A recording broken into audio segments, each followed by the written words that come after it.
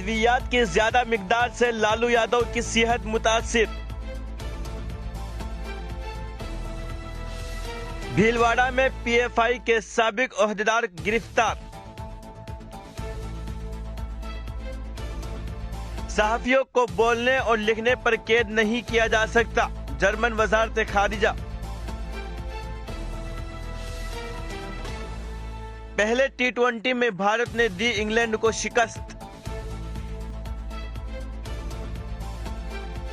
नई तालीमी पॉलिसी का मकसद जदीद नजरियात को तालीम से मरबूत करना है, मोदी। स्मृति ईरानी ने वजारत अक़लियत का ओहदा संभाला। इशरत जहां की जमानत अर्जी पर 11 जुलाई को होगी समाअत।